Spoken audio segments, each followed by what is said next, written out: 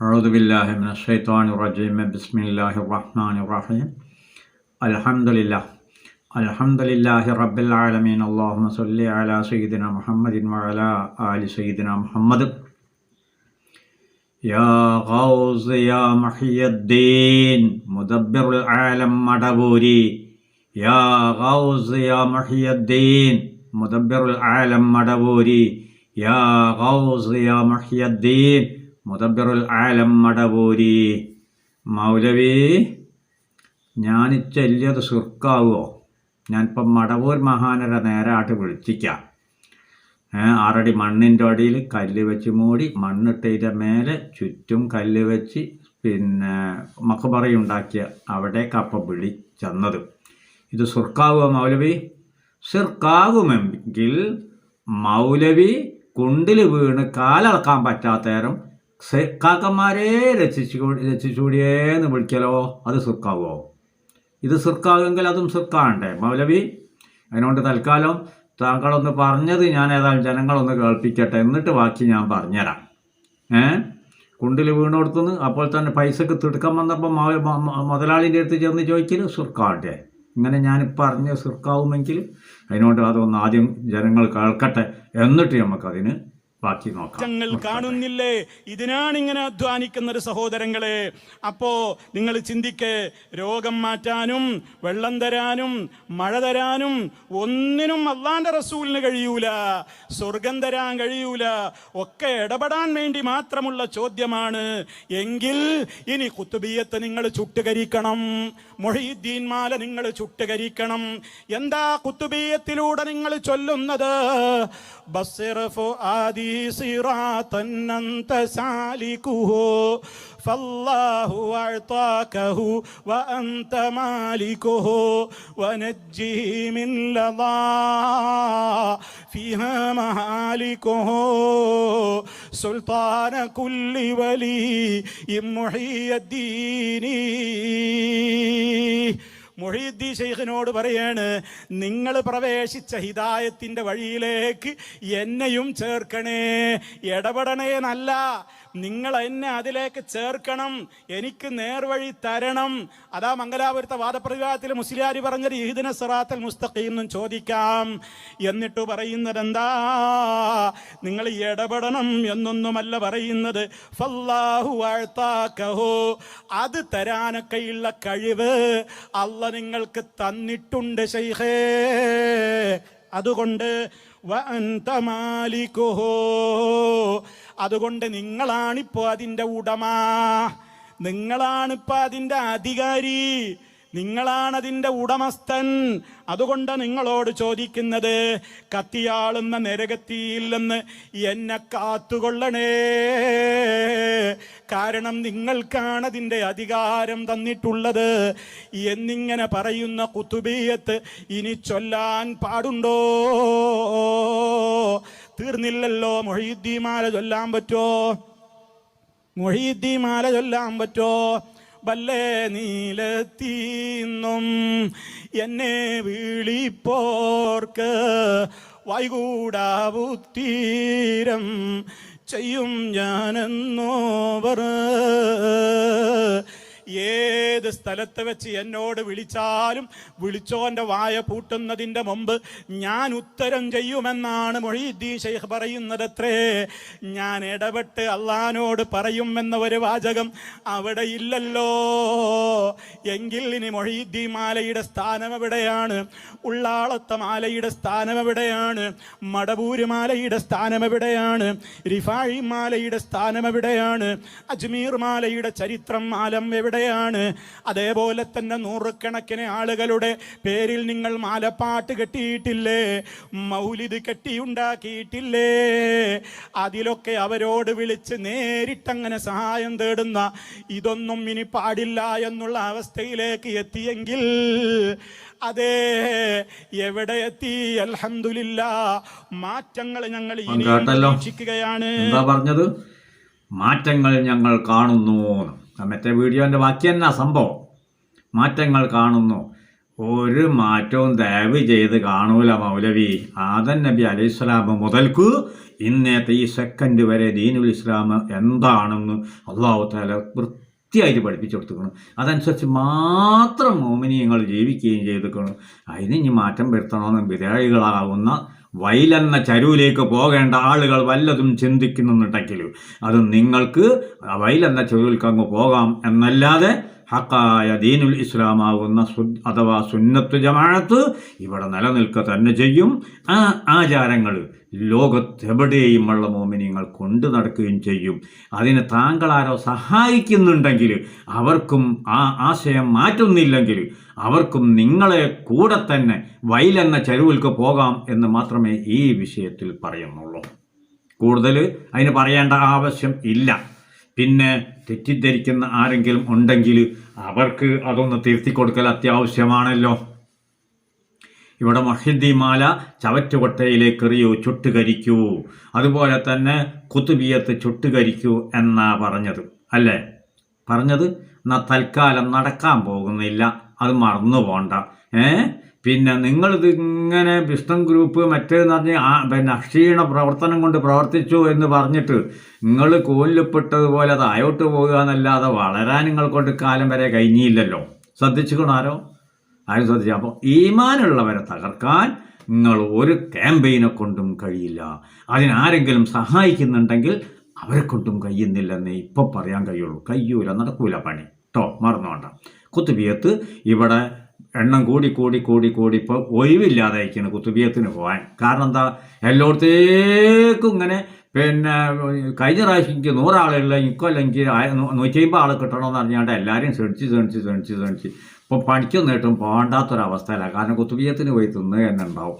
എന്തോ ആട്ടെ, അതിന് മാത്രം. അതുപോലെ തന്നെ മരിച്ച വീട്ടിൽ പഴയ കാലത്തൊക്കെ ഒരു കണ്ണൂക്ക് ഒക്കെ കഴിഞ്ഞാൽ പിന്നെ ഒരു 40-നും 15-നും ഒക്കെ ഏതോ ഒരു മൊയ്ലിയാർ വന്നൊന്ന് തുറന്ന് പോലായി. പക്ഷേ ഇന്ന് മരിച്ച വീട്ടിൽ ദിവസം ആഴ്ചകൾ പൂർണ്ണമായും അവിടെ ദിക്റിലും ദുആയിലും അതുപോലെ തന്നെ ഭക്ഷണം കൊടുക്കലുമാണ്.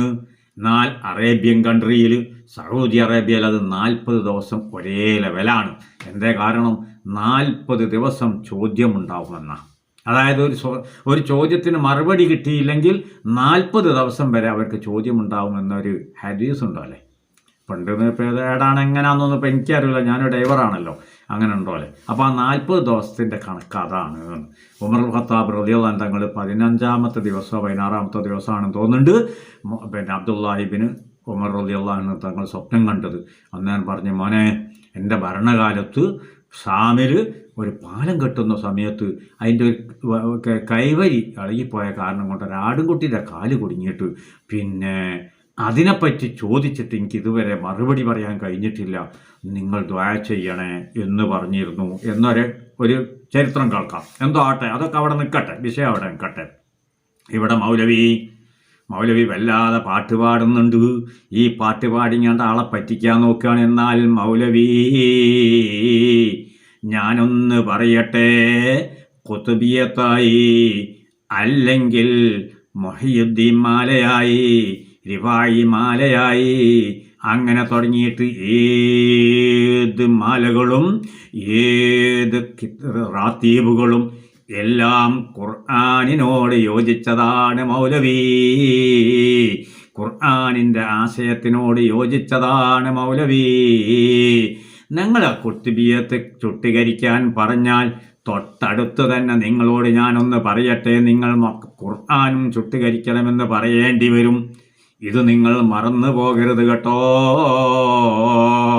പറയുന്നവരും സഹായിക്കുന്നവരും നിങ്ങൾ മറന്നു പോകരുത്. ഖുർആനും നിങ്ങൾ ചുട്ടീകരിക്കണമെന്ന് പറയാതിരിക്കില്ല. ഇപ്പോൾ തന്നെ മൗലവിയുടെ നേതാവ് ഉമ്മർ മൗലവിയും മറ്റും പറഞ്ഞതൊന്നുണ്ട്, ഖുർആൻ പകുതിൻ്റെ തായോട്ടേ വിശദീകരിക്കാവൂ, തായോട്ടേ വ്യാഖ്യാനിക്കാവൂ, തായോട്ടേ തർജ്ജമ ചെയ്യാവൂ. കാരണം മുകളിലേക്കുള്ളത് മുഴുവനും കേട്ടാൽ പാശ്ചാത്യർ അതിന് വെറുപ്പ് കാണിക്കും, അവർക്കറിയില്ല, അവർ തെറ്റിദ്ധരിക്കുമെന്ന് പറഞ്ഞിട്ട് തെറ്റിദ്ധരിച്ചു എന്ന കാരണം കൊണ്ട്, തെറ്റിദ്ധരിക്കും എന്ന കാരണം കൊണ്ട് ഖുർആനിൻ്റെ പകുതിൻ്റെ മേലോട്ട് തർജ്ജമ ചെയ്യണ്ടെന്ന് പറഞ്ഞത് ചരിത്രം മറന്നു പോകരുതേ. അപ്പോൾ ഖുർആനിനെയും നിങ്ങൾക്ക് പറ്റാത്തതാണ്. കാരണം മുഹ്യിദ്ദീൻ മാലയിൽ പറയുന്നത് താങ്കൾ തന്നെ പാടിയിട്ടില്ല, വല്ല നിലത്തിന്നും എന്നെ വിളിപ്പോർക്ക് വൈകൂട ഉത്തീരം ചെയ്യും ഞാൻ എന്നോവർ. അതിൻ്റെ അകത്ത് തന്നെ ഉണ്ട്, ഇപ്പോൾ പറഞ്ഞതിനകത്ത് തന്നെ ഉണ്ട്. ഞാൻ പിന്നെ ഒന്നായിട്ട് പാടിപ്പോയി മാത്രമേ ഉള്ളൂ. എന്തോ ആട്ടെ. എന്നാൽ ബൽക്കീസ് രാജ്ഞിയുടെ സിംഹാസനം കൽപ്പന കൊടുത്തപ്പോഴത്തേക്ക് കണ്ണ് മൂടി തുറക്കുന്നതിൻ്റെ മുമ്പാ കൊടുത്തത്. ഖുർആനാ പറയുന്നത് ഒരു പച്ചപ്പാറ ഒട്ടകത്തെയാണ് പ്രസവിച്ചത്. ഖുർആനാ പറയുന്നത് കേട്ടോ. എന്ത് ചെയ്യൂ, ഇത് രണ്ടും യോജിക്കുന്നുണ്ടോ? ഏറെക്കുറെ യോജിക്കുന്നുണ്ടോ? അപ്പം ഇന്ന് വരെയുള്ള ഏത് ആലിമീങ്ങൾ ഒരു വിഷയം കൊണ്ടു നടന്നിട്ടുണ്ടോ ആ വിഷയങ്ങളൊക്കെ തന്നെ ഖുർആനിനോട് യോജിച്ചു വരുന്നതാണ്. യാതൊരു സംശയവും ഇല്ല കേട്ടോ. മൗലവി മറന്നു പോകണ്ട. ഖുർആനിനോട് യോജിക്കാത്തത്, ശറയിന് യോജിക്കാത്തത് ഒരു വലിയും ഇവിടെ ചെയ്തിട്ടില്ല. അത് കള്ളശേഖന്മാരല്ലാതെ ചെയ്തിട്ടില്ല, ബിദഈകളല്ലാതെ ചെയ്തിട്ടില്ല, കുഫാറാക്കളല്ലാതെ ചെയ്തിട്ടില്ല. വൈലെന്ന ചരവിലേക്ക് പോകേണ്ട ബിദഈകളും അതുപോലെ തന്നെ കള്ളശേഖന്മാരും പലതും ഇവിടെ പറഞ്ഞ് നടന്നിട്ടുണ്ട്. അത് നടക്കാൻ പോകുന്നില്ല. ഒരു വലിയനെയും കുറ്റപ്പെടുത്തി നടക്കണ്ട. വലിയാണെന്ന് തീരുമാനിക്കേണ്ടത് അതാത് കാലഘട്ടത്തിൻ്റെ പണ്ഡിതന്മാരാണ്.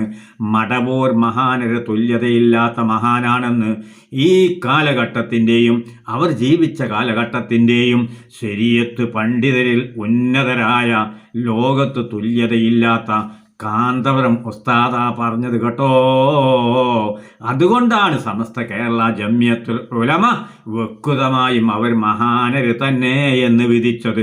കാന്തപുരം ഉസ്താദിനോടാണ് പരിശോധിക്കാൻ പോകാൻ പറഞ്ഞത്. അതേ കാന്തപുരം ഉസ്താദ് തന്നെയാണ് കൊരൂല ഷെയ്ഖ് എന്ന് പറഞ്ഞിട്ട് അന്ന് മടവൂർ ഷെയ്ഖിനേക്കാണ് എത്രയോ പവർ തോന്നിപ്പിക്കുന്ന ഒരുത്തനുണ്ടായിരുന്നു. കതിരൂർ ഷെയ്ഖ് എന്ന് പറഞ്ഞിട്ട് മടവൂർ മഹാനരേക്കാണ് ഏറ്റവും ഉന്നതിയിൽ എന്ന് തോന്നിപ്പിക്കുന്ന ഒരുത്തനുണ്ടായിരുന്നു. അത് രണ്ടും കള്ളന്മാരാണെന്നാ കൊടുത്ത വിധി. എന്നാൽ മടവൂർ മഹാനരെ പറ്റിയിട്ട് ആ കാലഘട്ടത്തിൻ്റെ തുല്യതയില്ലാത്ത പണ്ഡിതൻ കാന്തപുരം ഉസ്താദ്, അതേപോലെ തന്നെ അവർക്ക് നേതൃത്വം കൊടുക്കുന്ന തൊള്ളാളം ഉപ്പാപ്പ, ആ കാലഘട്ടത്തിൽ അവർക്ക് നേതൃത്വം കൊടുക്കുന്ന സംസുൽ ഉലമ, അന്ന് കണ്ണിയത്ത് ഉസ്താദ്, ഈ സുന്നത്ത് ജമാഅത്തിനെ നിയന്ത്രിക്കുന്ന, ശരീഅത്തനുസരിച്ച് നിയന്ത്രിക്കുന്ന പണ്ഡിതന്മാരാ വിധി പറഞ്ഞത് കേട്ടോ. ഇതിനെ തരം താഴ്ത്താൻ ഏത് മഖലൂക്ക് വന്നിട്ടും കാര്യമില്ല. കുതുബിയത്തിനെ കുറ്റം പറയാൻ ഏത് മഖലൂക്കും വന്നിട്ട് കാര്യമില്ല. മുഹ്യിദ്ദീന്മാരെ കുറ്റപ്പെടുത്താൻ ഏത് മഖലൂക്കും വന്നിട്ട് കാര്യമില്ല. അത് ഖുർആനിന് എതിരായി മാറും ആ കുറ്റപ്പെടുത്തൽ, ഹദീസിന് എതിരായി മാറും ആ കുറ്റപ്പെടുത്തൽ. ഇത് പറഞ്ഞാൽ തന്നെ വഹാബികൾ, ബിദഈകൾ ഇന്ന് പറഞ്ഞും കൊണ്ട് നടക്കുന്ന ഒരു വിഷയമുണ്ട്. കേരള മുസ്ലിയാക്കന്മാർ ഇസ്ലാമിൽ നിന്ന് വ്യതിചലിച്ചതുപോലെ, ഇസ്ലാമിൽ തെളിവല്ലാത്തതുപോലെ സ്വഹാബികളും തെളിവല്ലെന്നല്ലേ നിങ്ങൾ എഴുതി വെച്ചത്? മറന്നുപോണ്ട. കിതാബെടുത്ത് ഞങ്ങൾ കൊണ്ട് പുറത്തിടിപ്പിക്കരുത് ദയവ് ചെയ്ത്. ഇതൊക്കെ മുന്നിൽ നിർത്തിയിട്ടാ പറയുന്നത്. നിങ്ങൾക്കാരോ സഹായിക്കുന്നുണ്ടെങ്കിൽ നിങ്ങൾ അവരെയും കൂട്ടി വൈലെന്ന ചരുവിലേക്ക് പോയിക്കോ. ഹിദായത്ത് അള്ള കൊടുത്തൊരൊറ്റ മഖലൂക്കിനെയും കിട്ടാൻ പോകുന്നില്ല കേട്ടോ. ഇവിടുന്ന് അങ്ങോട്ടുള്ള ഒരു ആലിമിനും തിരിഞ്ഞിട്ടില്ലെന്ന് പറയാൻ നിങ്ങൾക്ക് ധൈര്യം വന്നെങ്കിൽ, സ്വഹാബത്തെ കിറാമിന് തിരിഞ്ഞിട്ടില്ലെന്ന് പറയാൻ നിങ്ങൾക്ക് ധൈര്യം വന്നെങ്കിൽ, ഈ ആലിമീങ്ങൾ ഞങ്ങളെ ജീവിക്കുന്നതിൻ്റെ ഈ കാലഘട്ടത്തിൻ്റെ തൊട്ട മുന്നിലുള്ള നൂറ്റാണ്ട്, ആ നൂറ്റാണ്ടിലുള്ള ആലിമീങ്ങളും കുതുബിയത്ത് ചെല്ലിച്ചവരാണ്, ബദർമാല പാടിച്ചവരാണ്, മുഹ്യിദ്ദീൻമാല പാടിച്ചവരാണ്, റിഫായിമാല പാടിച്ചവരാണ്. അതിൻ്റെ തൊട്ട മുന്നിലുള്ള നൂറ്റാണ്ടുകാരും ഇതെല്ലാം പ്രവർത്തിപ്പിച്ചവരാണ്. അവരൊക്കെ പഴച്ചതാണ്. അതങ്ങനെയല്ല, അങ്ങനെ പറയാൻ പാടില്ല. അവരെ ബർക്കത്തോണ്ട് അള്ള തരികയാണ്, അവർ തരികയാണ് എന്ന് പറയാൻ പാടില്ല എന്ന് പറഞ്ഞാൽ അന്നേത്തെ ആലിമ്യങ്ങളും പഴച്ചവരാണെന്നല്ലേ നമ്മൾ പറയേണ്ടി വരുന്നത്. അപ്പോൾ അവർക്ക് കിട്ടിയ പ്രചോദനം കിട്ടിയ, അവർക്ക് തെളിവ് കിട്ടിയ ഖുർആനിക ആയത്തുകളും പഴച്ചതാണെന്നായി മാറില്ലേ? ഇത് ദീനുൽ ഇസ്ലാമിനെ പൊളിക്കാൻ ഇതല്ലാതെ മറ്റെന്ത് പ്രവർത്തന ഉള്ളത് മൗലവി? ഒന്ന് പറഞ്ഞു തരണേ. തൽക്കാലം നിർത്തുകയാണ്. കാരണം ഇനി നിങ്ങളെ മുജാഹിദിസം ഒന്ന് തോണ്ടാനുണ്ട്. നിങ്ങൾ ഇസ്ലാമിൽ എത്രയുണ്ടെന്ന് തോണ്ടാനുണ്ട്. ബഹുമാനപ്പെട്ട പേരോട് ഉസ്താദ് വ്യക്തമായി ഞങ്ങളെ പഠിപ്പിച്ചു. 982 വരെ നിക്കാത്തിൻ്റെ ഫർള് 14. അത് കഴിഞ്ഞപ്പോൾ ഗവേഷണം അങ്ങ് ചെയ്ത് കമ്പ്യൂട്ടർ കാലത്ത് കമ്പ്യൂട്ടർ യുവസഹായത്തോടുകൂടി ഗവേഷണം ചെയ്ത് നോക്കണേരം 9 ഫർളുള്ളൂ, 5 സിർക്കാണെന്നാ പ്രചരിപ്പിച്ചിരുന്നത്. പോരാ, ഒരു കൊല്ലം കഴിഞ്ഞില്ല, അപ്പോഴത്തേക്കും 8 ഉള്ളൂ, 6 സിർക്ക് വന്ന്. പിന്നെ ഒരു കൊല്ലം കഴിയുമ്പോഴത്തേക്ക് 11, 3 കൂടിയിട്ട് 11 ഉണ്ട്. ബാക്കി 3 സിർക്ക് വന്ന് പെട്ട്. ചുരുക്കി പറഞ്ഞാൽ ഈ ഏത് സ്വീകരിച്ച ആൾക്കാരങ്ങളിൽ നിന്ന് സ്വർഗത്ത് പോവുക? നിങ്ങൾ ആരോ സ്വർഗത്ത് പോകുമോ? നിസ്കാരത്തിൻ്റെ ഫർളുമല കളിച്ചത്, ഔറത്തുമ കളിച്ചത് ഇപ്പോൾ ഇവിടെ പറയാൻ പറ്റൂല. അതൊക്കെ പറയുമ്പോൾ ലേസക്കളിയാവും. നിങ്ങൾക്ക് യാതൊരു സംശയവുമില്ല. വേണ്ടി വന്നാൽ നമ്മൾ പറയും, ആരോ നിങ്ങൾ സിഹർ ചെയ്ത് തള്ളിയിട്ടിട്ട് നിങ്ങൾക്ക് അനുകൂലമായിട്ട് നാട്ടിൽ നിന്ന് വന്നു പോയെങ്കിൽ അത് കണ്ട് നിങ്ങൾ പനിക്കണ്ട, ആ കട്ടിൽ കിട്ടുമെന്ന് തോന്നണ്ട കേട്ടോ. വെറുതാണ്. ദീനുൽ ഇസ്ലാം എന്ന് ആലിമീങ്ങൾ നിയന്ത്രിച്ചു കൊണ്ട് നിൽക്കുന്നുണ്ട്. ആ ആലിമീങ്ങളുടെ ഉസ്താദുമാർ അവരുടെ കാലഘട്ടത്തിൽ നിയന്ത്രിച്ചു കൊണ്ട് നിന്നതാണ്. അവരുടെ ഉസ്താദുമാർ അവരുടെ കാലഘട്ടത്തിൽ നിയന്ത്രിച്ചു കൊണ്ട് നിന്നതാണ്. അത് അന്നും ഇന്നും ഇനി നാളെയും നടക്കാൻ പോകുന്നു, പരാജയപ്പെടാൻ പോകുന്നില്ല. നിർത്തട്ടെ. ഇതിൻ്റെ ബാക്കി ഇനിയും ഉണ്ട് ഈ വീഡിയോയിൽ തന്നെ. ഇൻഷാ അല്ലാഹ് ഞാൻ അതിലേക്കും വരുന്നതാണ്. തൽക്കാലം നിർത്തട്ടെ.